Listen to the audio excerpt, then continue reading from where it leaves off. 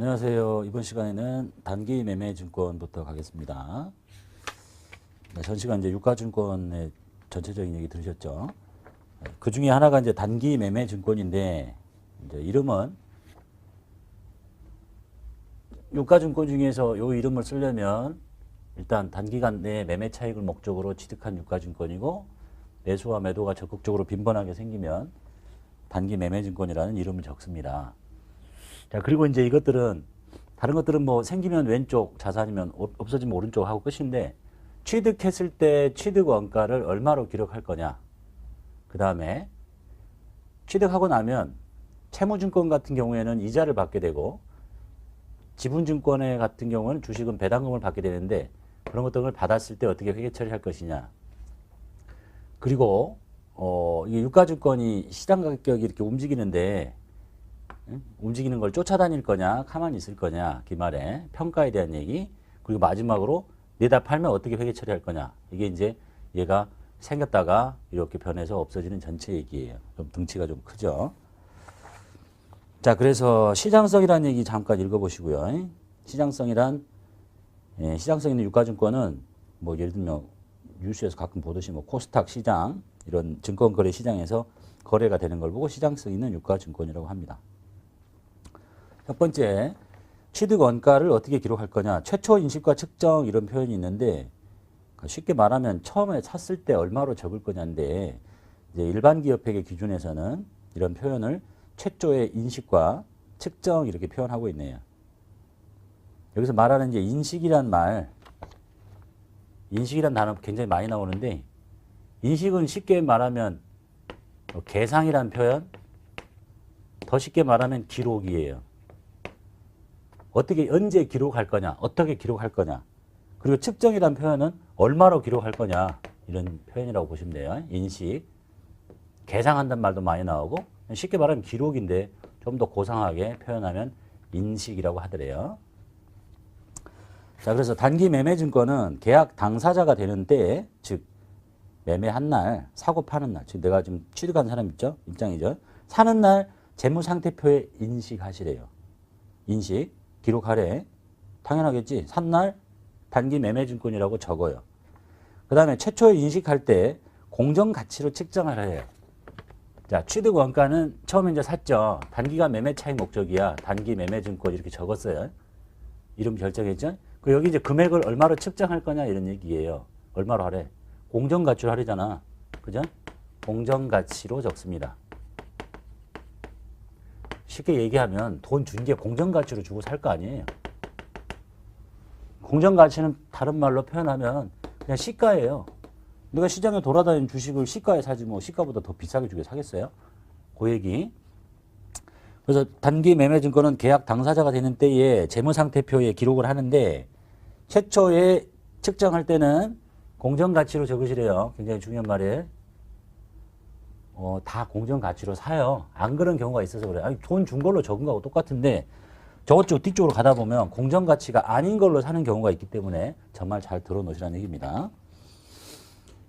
그 다음에 이때 취득과 직접 관련되는 거래 원가가 있다면, 예를 들면 취득 부대 원가, 부대 비용이라고 표현하는데, 내가 저걸 살 때 뭐 대리인이나 중개인에게 지급한 수수료가 있거나 뭐 증권거래소의 거래 수수료 또 세금이 있다면, 최초 인식하는 공정가치에 더하지 마시고 여기다 더하지 말고 단기의 비용으로 처리하시래요. 자, 이것도 이제 예외인데요. 모든 자산을 취득할 때 발생하는 부대 원가는 자산에 더하는 게 맞습니다. 그 이유로 계속 다 나와요. 유형자산도 마찬가지고 재고자산도 마찬가지고, 어떤 자산을 취득하는데 저 자산을 취득하는데 직접 관련된 거래 원가가 생겨. 어떤 뭐 수수료가 생기든지 이 사람한테 지급하는 뭐 수수료, 그 다음에 뭐 증권거래소 수수료, 뭐 세금이 나갔다. 그럼 원래는 여기다 다 더하는 거란 말이에요. 더하는 게 원칙이야.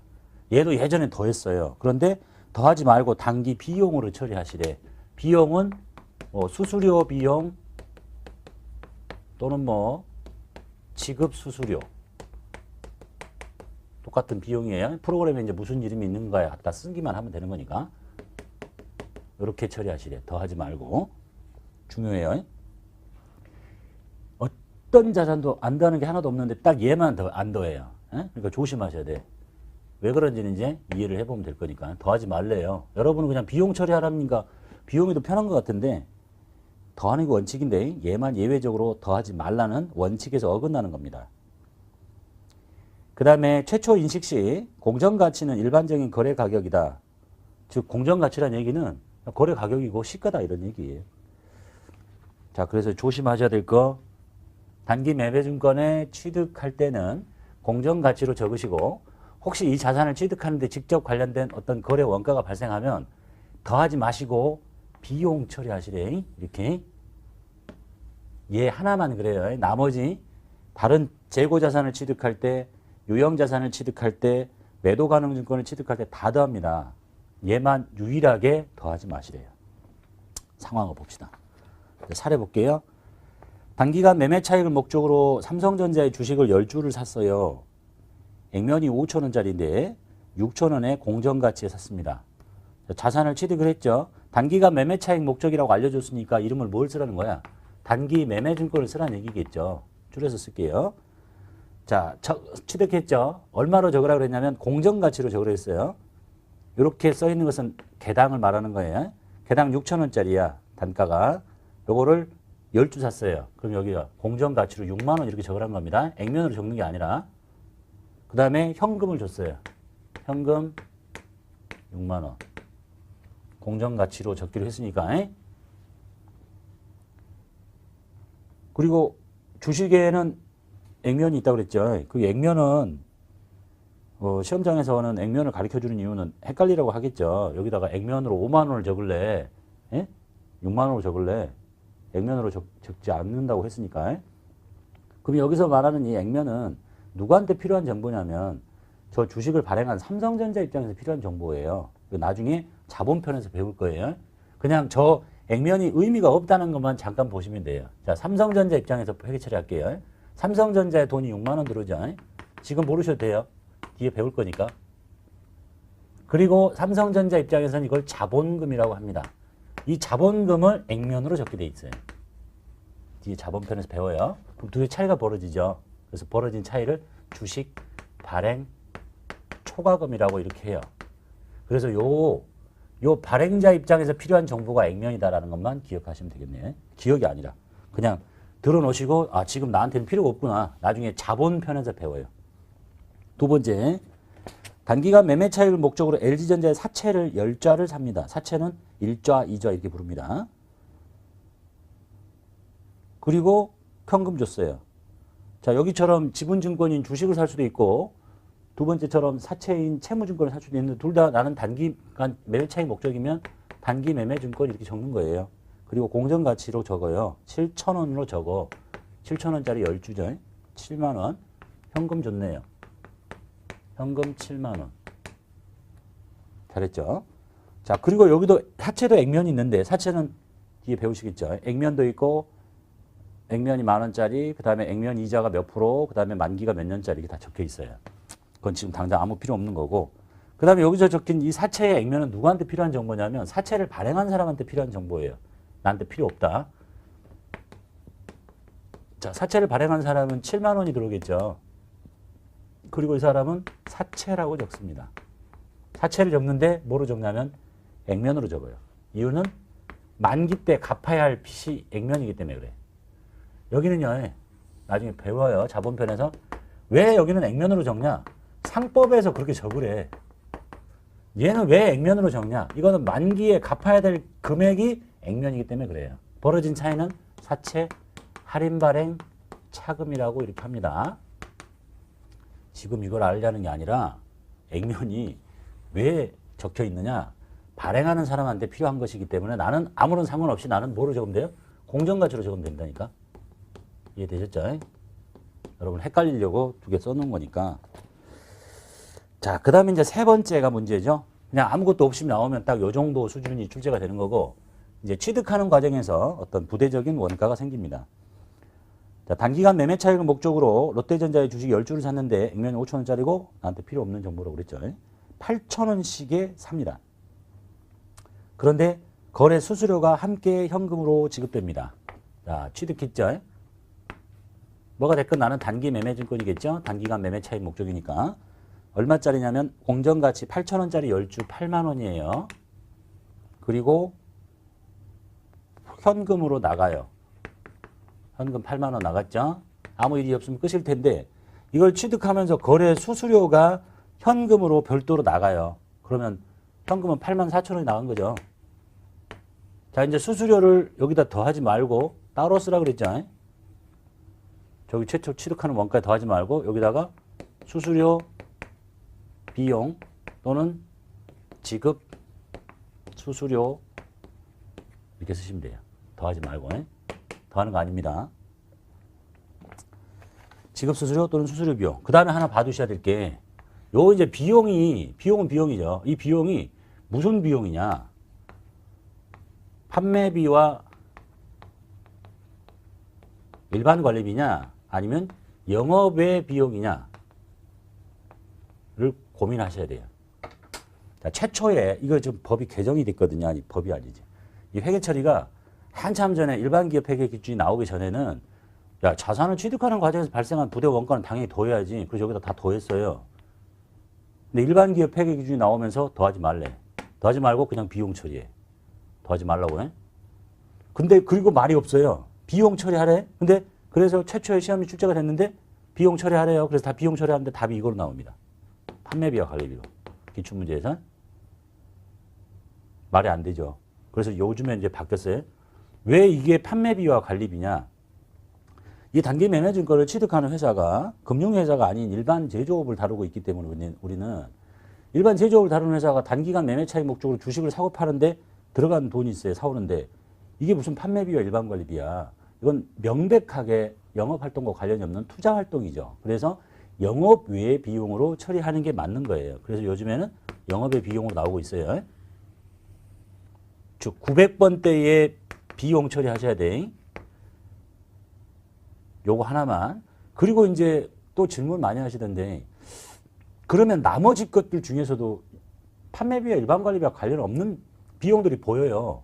근데 자격시험에서는 딱 얘 하나만 빼고 나머지 모든 수수료나 지급 수수료는 800번대 아니면 500번대만 쓰면 됩니다. 딱 얘 하나만 900번대 쓰시고 시험을 보실 때는 실무상은 잘 보면 이게 800번이 아닌 게 있어요. 지금 문제 이제 우리가 시험 문제를 풀다 보면 그냥 그걸 900번 써도 돼. 둘 다 비용이잖아. 근데 자격시험에서는 모든 비용은 수수료 비용, 지급 수수료는 800 아니면 500밖에 안 써요. 딱 하나. 얘만 이건 아무리 봐도 판매 활동과 관리 활동과 연결시킬 수 없는 명백한 투자 활동이니까 그냥 얘만 영업의 비용 쓰고 나머지는 다 둘 중에 하나 쓰시면 돼요. 고민하지 마시고 실무 가서는 알아서 쓰시면 돼요. 이걸 쓰든지 이걸 쓰든지. 이렇게 비용 처리하시고요. 자, 그럼 이제 이런 생각을 해봐요. 왜 얘는 더하지 말라고 그럴까? 여러분 안 더하니까 비용 처리하는 게 맞겠잖아. 안 그래요. 원래 더하는 게 맞아요. 이런 생각을 해봐요. 자, 어떤 회사가 예를 들면 자, 암기하시라고 그런 거예요. 더하는 게 원칙이에요. 얘만 안 더한다고요. 삼성전자가 얘 주식을 샀어요. 우리 회사가 돈이 이제 남아 돌아. 그래서 투자할 때도 없고 그러니까 삼성전자의 주식을 사는데 삼성전자의 주식의 공정가치가 변하겠죠. 지금 제가 찾아봤더니 124만 원쯤 되네요. 엄청 비싸죠. 근데 얘도 이제 액면이 있을 거란 말이야. 액면이 한 뭐 5천 원쯤 할 거예요. 중요한 거 아니니까. 자, 이거는 이제 한 주를 사는데 단기간 매매 차익 목적으로 사는 단기 매매 증권이라고 할 거 아니에요? 근데 회사가 뭐 주식을 한 주 사겠어요? 추접스럽게. 한 주 사? 한 주 사고 뭘 얼마나 남겨 먹겠어? 돈이 많아가지고 한 100주를 샀다 칩시다. 이제 숫자는 단순하게 150만 원짜리로 할게요. 계산하기 편하게. 150만 원짜리 주식을 돈이 남아 도니까 100주 샀어요. 그럼 돈이 얼마 있어야 돼? 1억 5천 있어야 되죠? 뭐 이쯤 있어야 투자를 하겠지, 회사가. 뭐 150만 원짜리 돈 150만 원 가지고 주식 한 주 샀다가 팔고 이러겠어요? 자, 이렇게 샀어요. 그럼 이제 이것이 단기 매매증권이라고 잡히겠죠. 단기 매매증권이 취득원가 1억 5천만 원짜리 이렇게 하고 현금이 나갔을 거야. 근데 이것을 취득하는 과정에서 부대 원가가 생겼단 말이에요. 그것을 예전에 여기다 더해버리단 말이야. 얼마 들었냐면 10,000원 들었다 칩시다.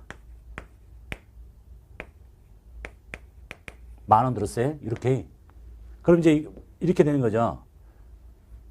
근데 이 주식이 뭐 하는 주식이냐면 잠깐 샀다가 금방 팔 거잖아요.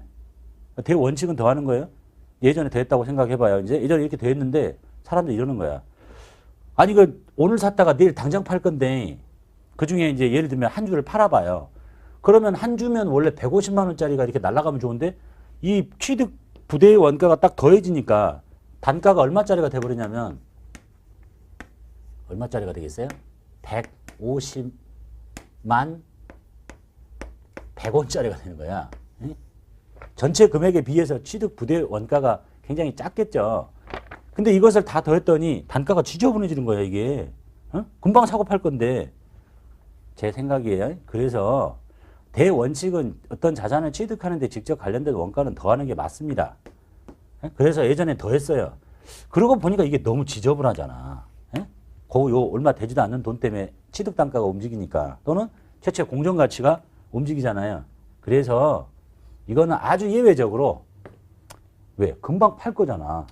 오래 갖고 있을 것들은 더해요. 단기 매매증권 말고 매도 가능증권은 그게 얼마짜리가 됐건 더해요. 다. 그 원칙이니까. 얘만 방금과 같은 이유로 빼자고 했나 봐요. 그래서 그냥 비용 처리해. 왜냐면 오늘 샀다가 바로 내일 팔고 또 사고 팔고 이렇게 할 거니까. 이해되셨죠? 유일한 예외라고 그랬어요.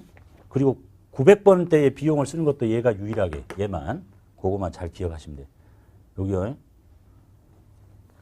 그거 조심하시고 그 다음에 두 번째 얘기 볼게요. 이제 취득했을 때 어렵게 나오면 쉽게 나오면 그냥 공정가치로 돈 주고 적고 그 다음에 이거 나오면 취득할 때 관련된 부대 원가 생기면 비용 처리하는 거 900번대 쓰시는 거 조심하시고 이거 이후 나머지 자산은 다 더하는데 자, 그다음에 이제 취득을 하고 나면 이게 채무증권과 같은 사채 같으면 이자를 받을 것이고 주식 같으면 배당을 받을 거예요. 근데 받을 때 어떻게 하겠어요? 이자 받으면 이자 수익. 자, 현금으로 받았대요. 현금. 사채 투자했더니 이자 주더래. 이자 수익 저금이 되고. 주식에 투자했더니 현금 배당 주더래요. 그러면 배당금 수익. 이름만 기억하시면 돼요. 배당금 수익이야. 이자 받으면 이자 수익. 현금 배당 받으면 배당금 수익이에요. 이렇게. 자, 읽어볼게요. 보통주나 우선주 등의 지분증권에 투자하면 배당금 수익을 얻게 되고 그 다음에 사채나 국공채 등의 채무증권에 투자하면 이자를 얻게 됩니다.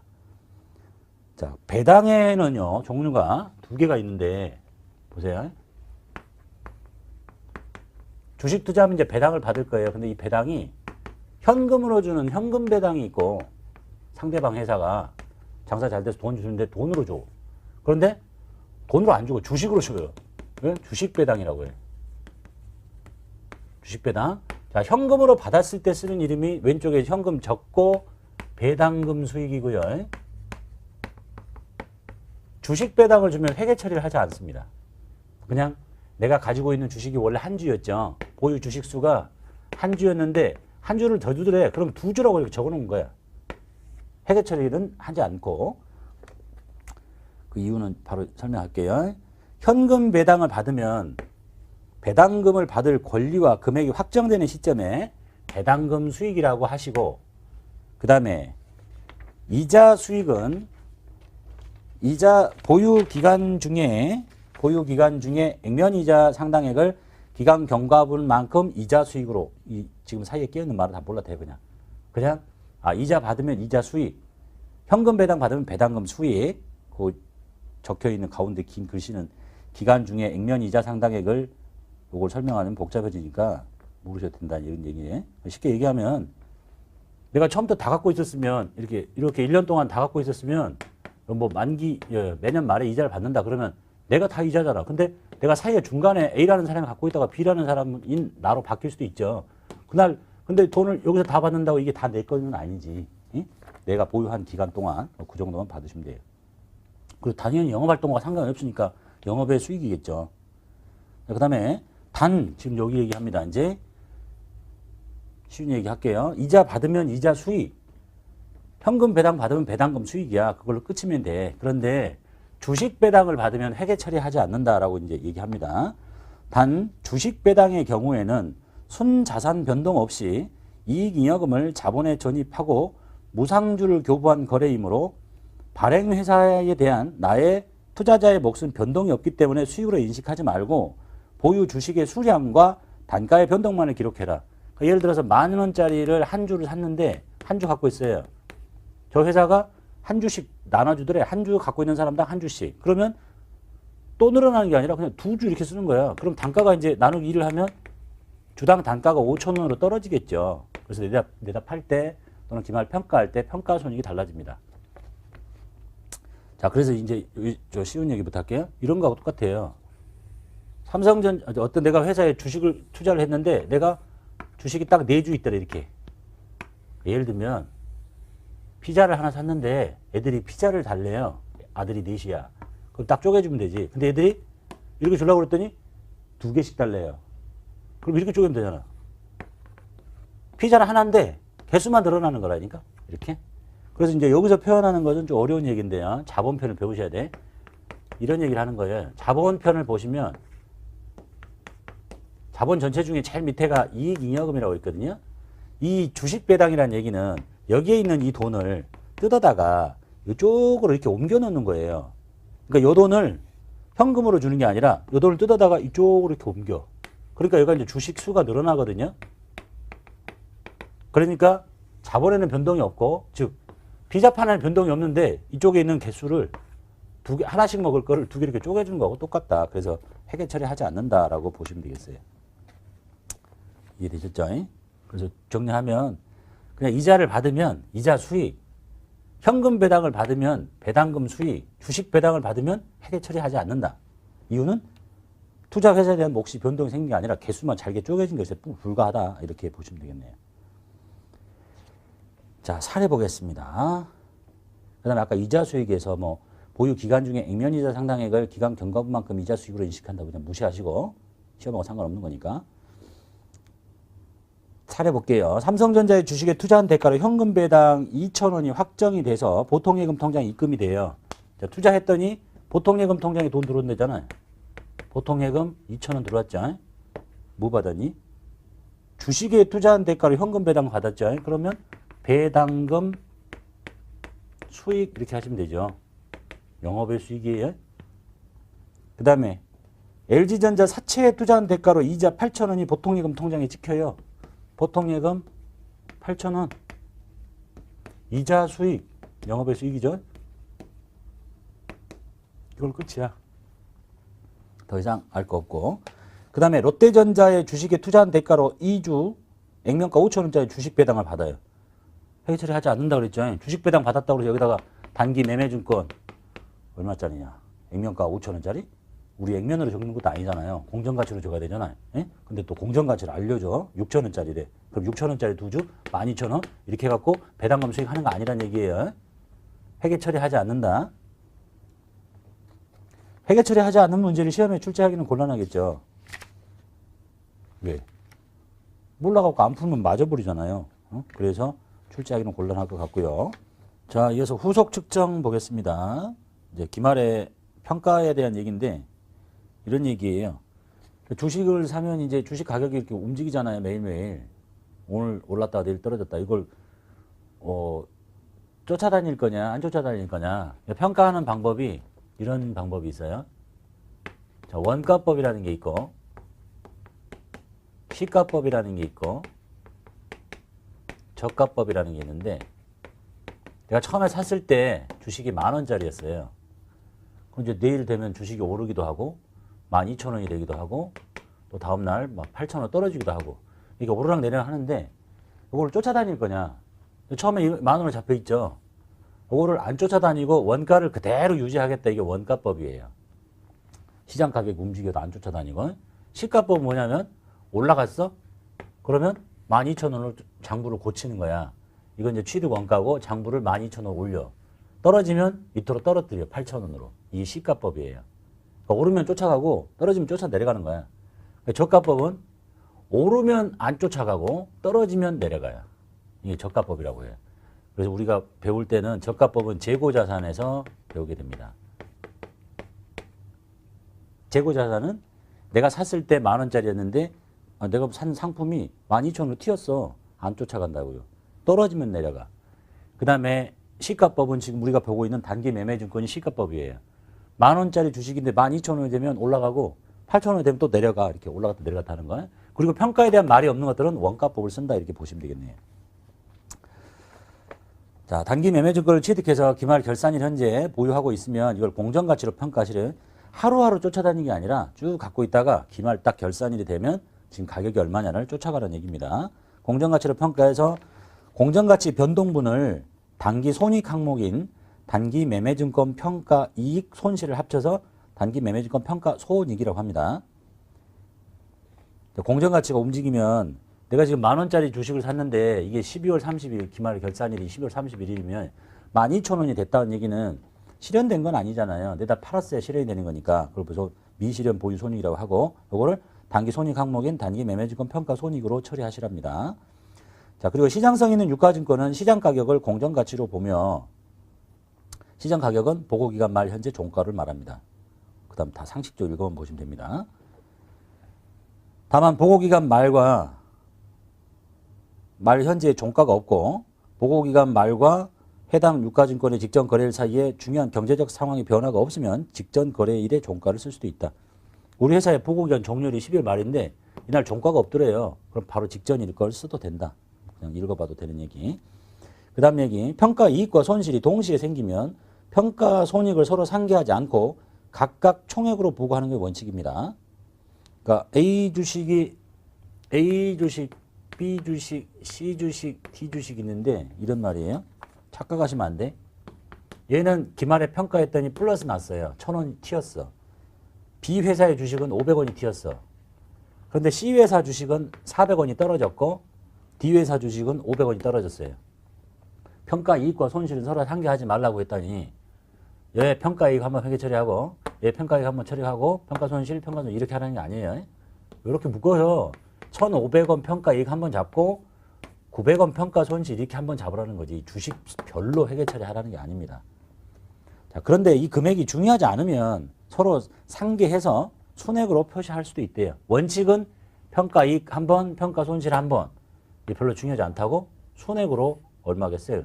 600원 평가 이익 났습니다. 이렇게 할 수도 있다는 얘기입니다. 사례해 보겠습니다. 자, 1번 보시면 보유 중인 단기 매매증권의 장부 금액은 75예요. 자, 요 말이 딱 나오면 보유 중이라는 얘기죠. 갖고 있잖아. 갖고 있을 때 이미 이렇게 돼 있던 분계가 있어야 됩니다. 단기 매매증권이 75만 원짜리가 이렇게 있는 거야. 뭐 주고 샀는지 모르겠지만 갖고 있죠. 그러니까 갖고 있는 거지. 이게 이제 기말에 공정가치가 80으로 튀었어요. 내가 언제 샀는지 모르겠지만 75라고 샀어. 이게 이제 취득원가죠.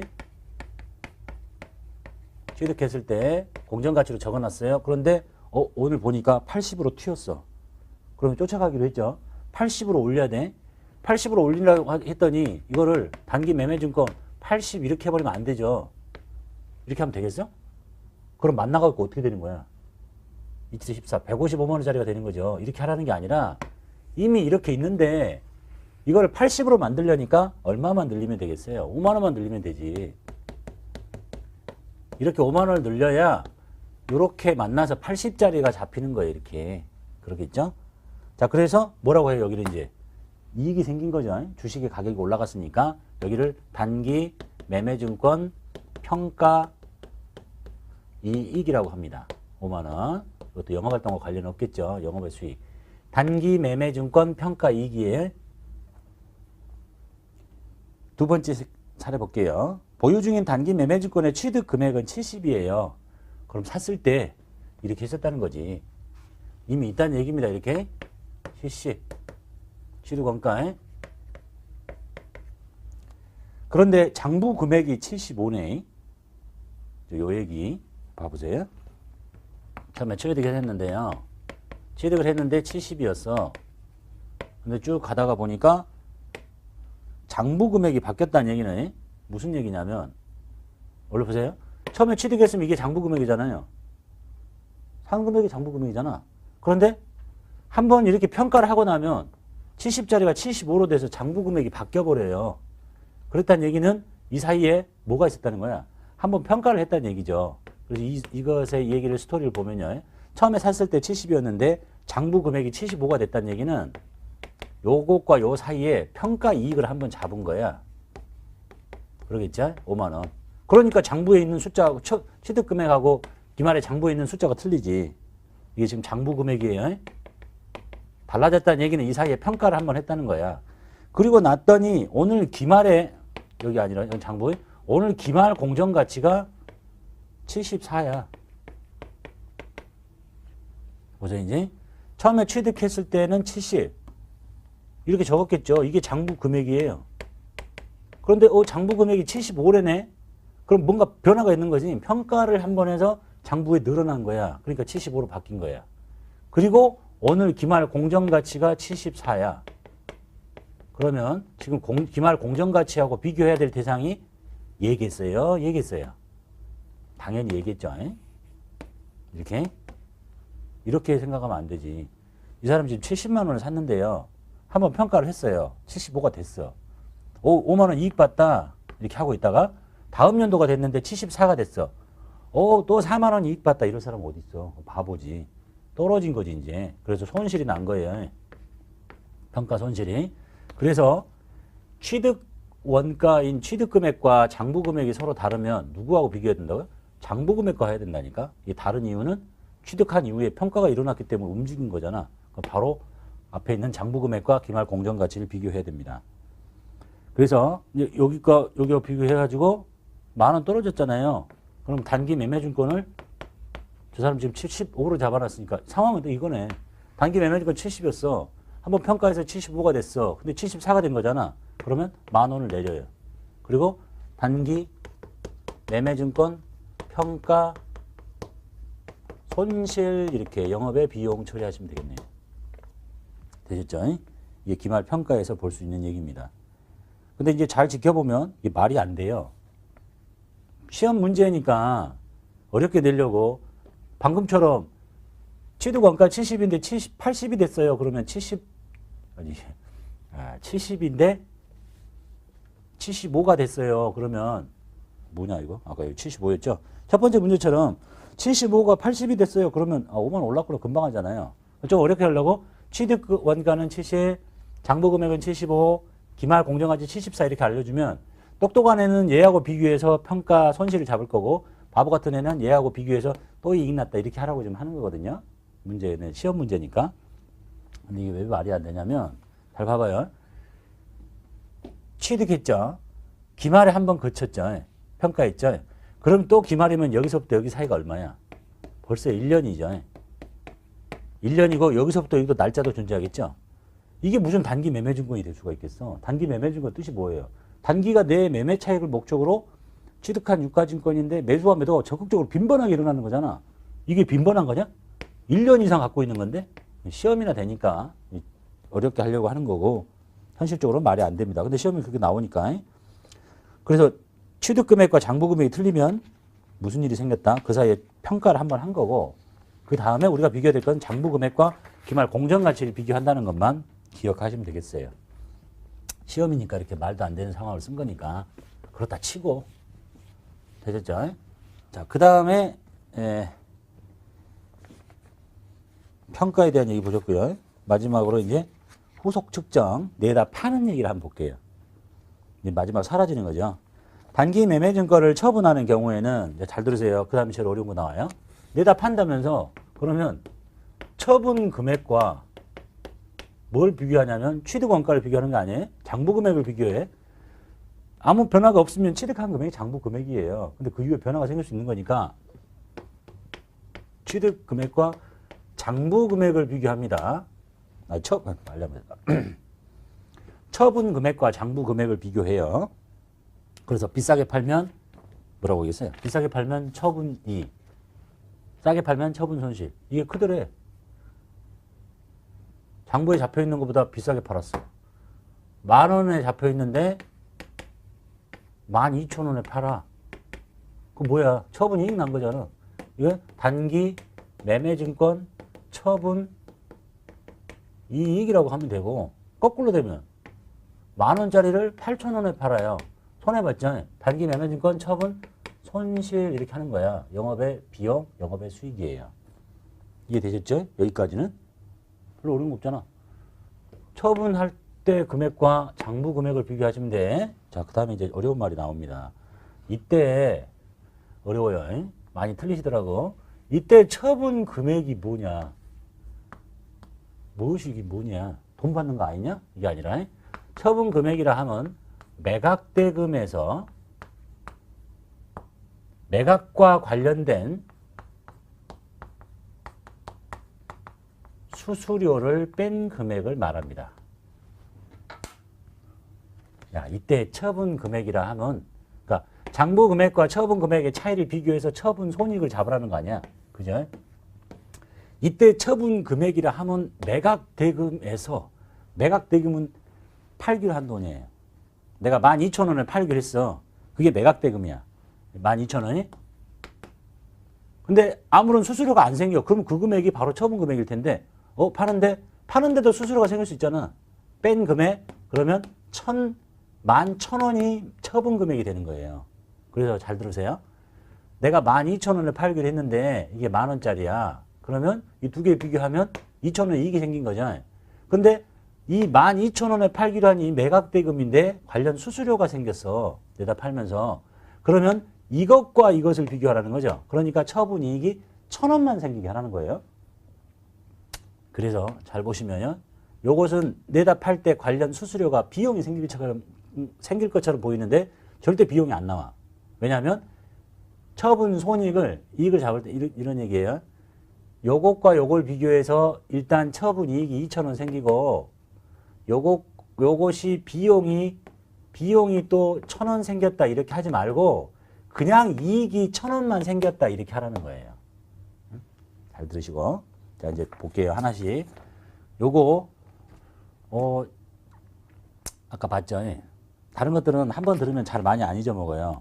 아까 취득할 때 자산을 취득할 때 직접 관련된 거래 원가는 원래 자산의 원가에 더하는 게 맞지만 얘만 사고 팔고 할 건데 큰 금액 속에 몇천 원짜리 부대 원가가 붙으면 단가가 지저분해지니까 그냥 비용 처리하세요. 그 다음에 내다 팔 때 비용이 생기면 이 비용이 안 나온다고 이름이. 왜냐하면 이 처분하기로 한 이 매각대금에서 이걸 뺀 금액을 가지고 처분 이익을 잡기 때문에 그렇다는 얘기예요. 즉 2,000원의 이익 잡고 1,000원의 비용을 잡는 게 아니라 그냥 1,000원이 이익 났다고 하라고 그냥. 요거 사례 볼게요. 1번 사례 보고 한 편부터 다시 볼게요. 단기간 매매 차익 목적으로 취득한 주식이 있어요. 장부 금액이 16만 원이래. 그럼 왼쪽에 지금 이렇게 잡혀 있다는 거 아니에요? 단기 매매 증권이 16만 원 이렇게 잡혀 있어. 이렇게 뭐 주고 샀는지 모르겠지만. 자, 요거를 20만 원에 내다 팔아요. 팔려면 빼면 되지, 이제. 뺄게요. 단기 매매 증권 16만 원을 빼고 돈을 받습니다. 20만 원, 이게 이거예요. 매각대금이야. 그런데 수수료가 없잖아. 그럼 곧 처분 금액이 되는 거지. 돈은 현금으로 받습니다. 현금 20만 원 받았어요. 다 했잖아, 이제. 그럼 양쪽으로 채우면 되지. 나가는 게 16? 20만 원 받았죠? 이익 받잖아. 단기 매매증권 줄여서 쓸게요. 처분 이익 4만 원 이렇게 하시면 돼요. 끝났죠? 두 번째 거. 단기간 매매 차익 목적으로 취득한 상장회사 주식이 10주인데 장부 금액이 주당 2만 5천 원씩이에요. 10주. 그럼 여기에 단기 매매증권이 2만 5천 원짜리가 10주가 이렇게 있다는 얘기겠죠. 25만 원. 있어야 내다 팔 거 아니야. 그죠? 자, 요거를 내다 파는데 2만 원씩에 내다 팝니다. 팔게요. 빼. 단기 매매증권 25만 원짜리 장부에 있는 거 다 빼고. 돈은 뭘로 받냐면 현금으로 받는데 20만 원만 들어오겠죠. 2만 원짜리가 10개니까 20만 원. 자, 나가는 것보다 돈이 적죠. 손해봤잖아요. 단기 매매증권 처분 손실 5만 원 이렇게 하시면 되겠죠. 아주 간단한 거예요. 이익 나는 거 하나, 처분이익, 처분 손실. 이름만 기억하시면 되죠. 단기 매매증권 처분이익, 단기 매매증권 처분 손실. 자, 그 다음에 세 번째 것이 이제 이거예요. 잘 들으세요. 쉽게 나오면 여기까지. 좀 세게 나오면 이런 문제들이 나옵니다. 장부 금액이 150이에요. 그러면 일단 단기 매매증권이 150 이렇게 잡혀 있다는 거 아니에요. 그래야 이제 내다 팔 거니까 볼게요. 200만 원에 처분합니다. 자, 여기서 이제 여기 잘 봐요. 200만 원에 처분하는데, 자, 여기서 매각 대금이 200인 거야. 200에 팔기로 했잖아. 그런데 수수료가 5만 원이 있어요. 그러면 처분 금액이 얼마예요? 200에서 5만 원을 뺀 195만 원이 처분 금액이에요. 이 처분 금액. 장부 금액은 얼마인데? 150이잖아. 그러면 처분 이익이 얼마가 나와야 되겠어? 얘 둘 차이가 나와야 되는 거죠. 45만 원만큼 처분 이익이 생기도록 지금 회계 처리하라고 했어요. 방금. 이 말이 그거니까. 여기서 말하는 처분 금액이라 하면 매각 대금에서 매각과 관련된 수수료를 뺀 금액이다. 이것과 이것의 차이를 처분 이익 손실로 잡으십시오. 라고 했잖아요. 분명히. 그죠? 자, 해볼게요. 150만 원짜리를 빼요.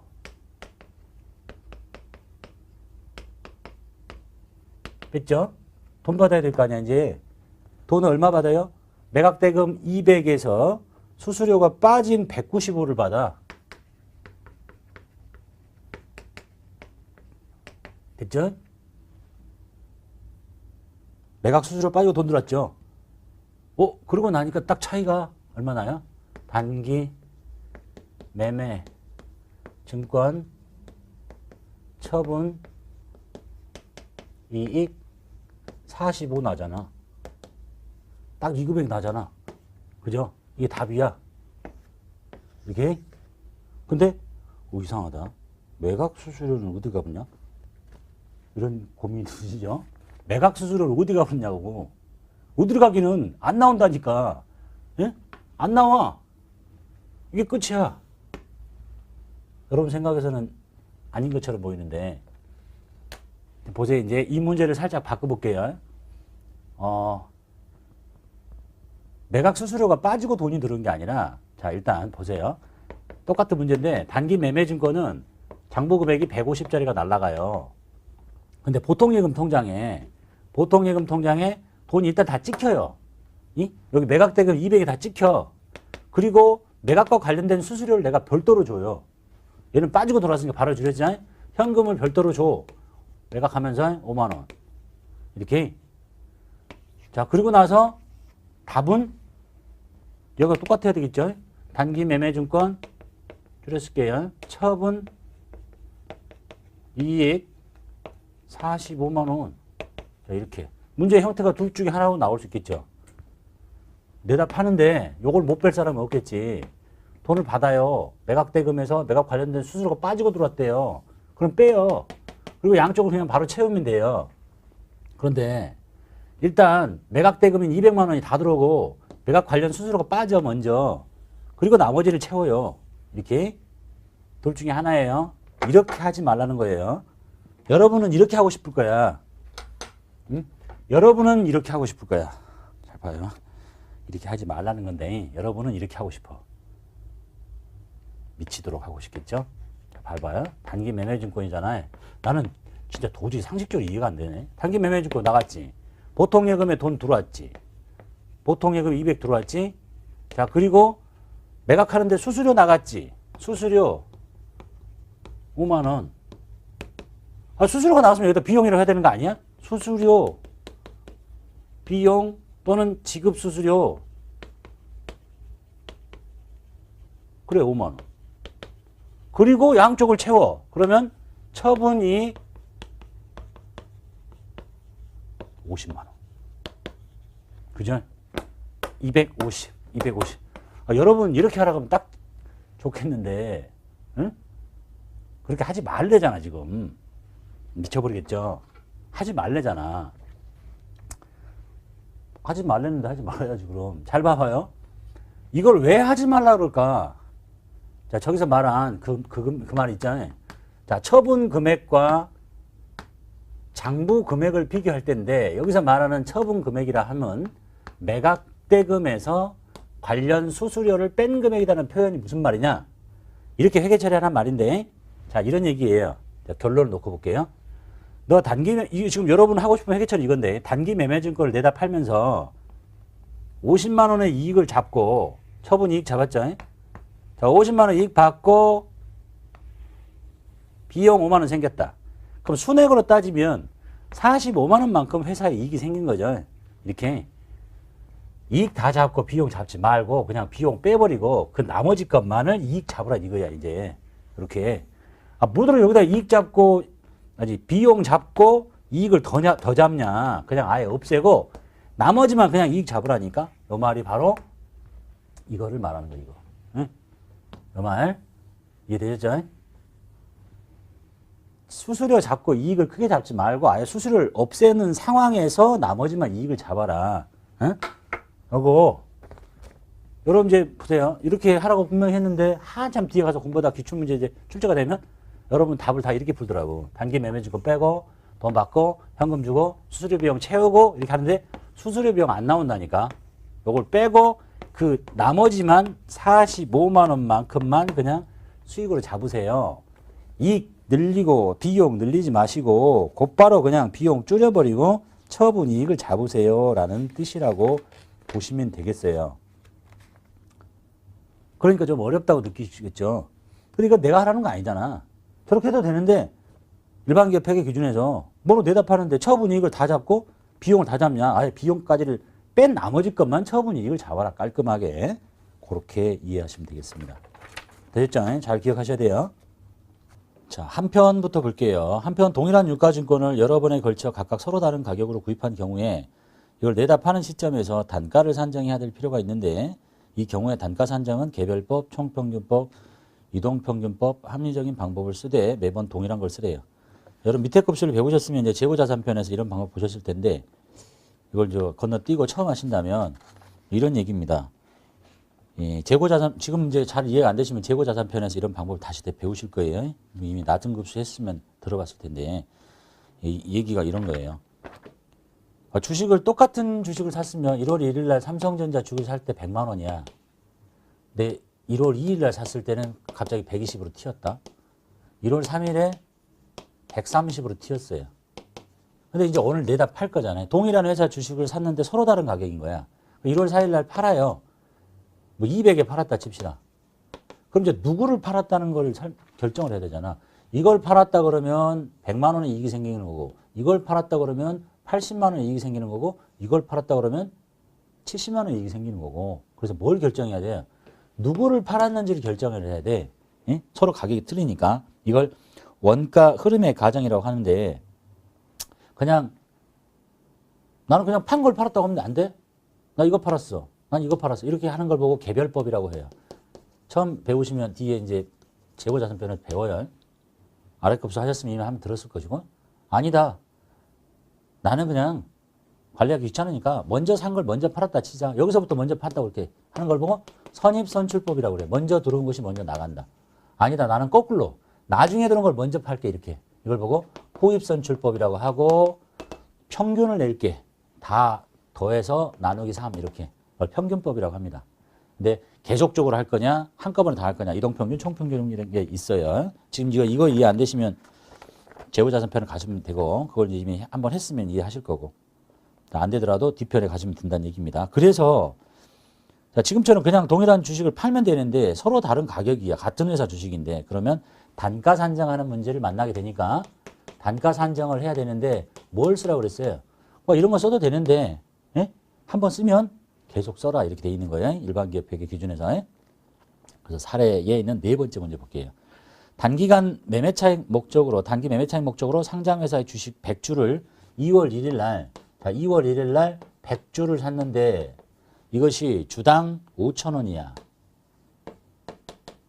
이렇게 샀어요.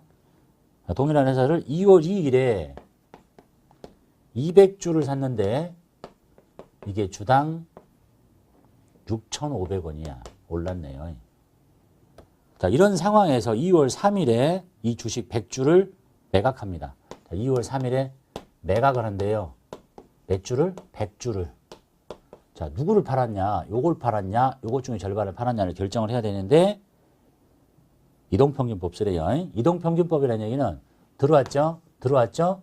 계속 들어올 때마다 섞어. 이 두 개를 평균을 내라는 거야.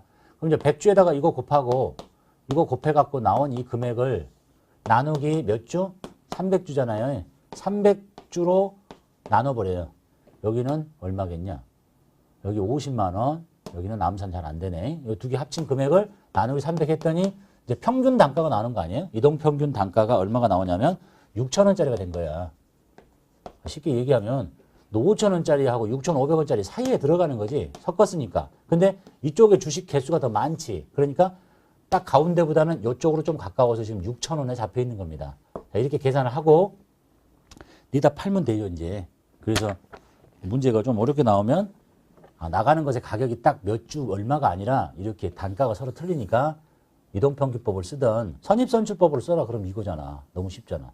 후입선출법을 써라 그럼 그냥 이거 거야. 6,500원짜리 10주. 평균을 내라 그러면 이동평균 단가 냈습니다. 그리고 처리하는 건 똑같아요. 자, 일단 단기 매매증권을 빼면 되잖아요. 단기 매매증권인데 서로 다른 가격이어서 평균을 냈어요. 100주를 팔았다 그랬죠. 100주인데 6,000원짜리인 거야. 6만 원. 이렇게.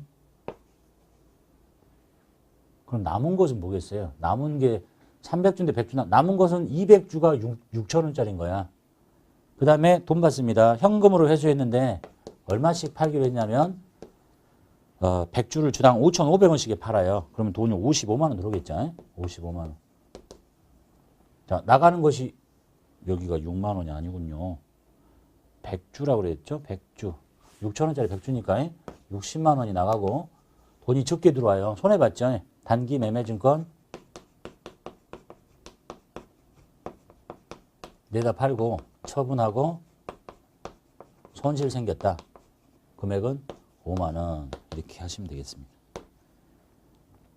그래서 이쪽 급수에서 뭐 가장 어렵게 나오면 단가까지를 산정해서 처분하는 거. 결국은 이쪽 문제에서 제일 중요한 건 이거 없애는 거야, 이거.